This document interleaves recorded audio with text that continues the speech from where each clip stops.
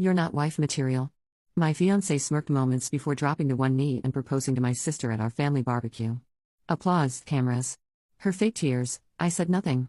The next morning, she found his ring, a $30 knockoff with a note, cheap like your taste. I'd already uploaded the cheating footage to our family group.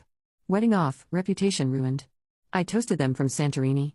I love watching you sleep. Greg had whispered to me countless times that night. It was my turn to watch him sleep peacefully, guiltlessly, while scrolling through 67 text messages between him and my sister, messages that shattered 4 years of trust and 4 minutes of reading. The glow of his phone illuminated his face handsome, even in betrayal. As my world collapsed silently around us, I'm with her now, just counting the hours until I can see you again. She has no idea. God, we're awful people. Aren't we worth it? Though, I've never felt this way about anyone. Each message was a knife twisting deeper. I hadn't been looking for evidence. I'd simply reached for his phone to silence an incoming text at 2 a.m. One notification from work project M was all it took. Melissa, my own sister, saved under a fake contact password protection disabled because he'd fallen asleep mid-conversation with her. The universe has a twisted sense of humor.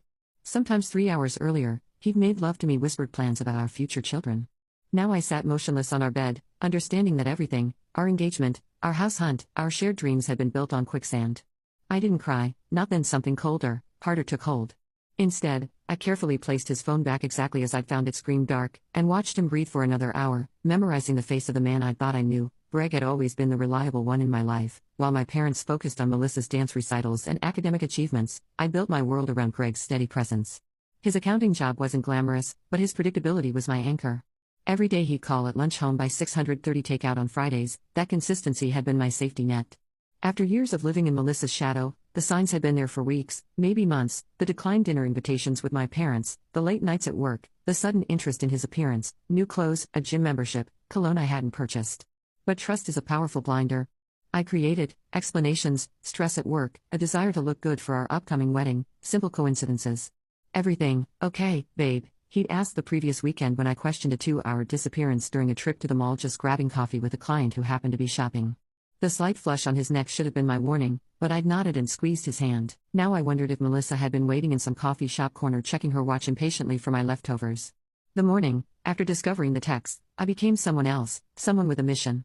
I served Greg breakfast, kissed him goodbye, and then systematically began hunting for every scrap of evidence: his laptop password, my birth date. The irony granted me access to months of emails. The location history on his Google account showed dozens of visits to addresses near Melissa's apartment.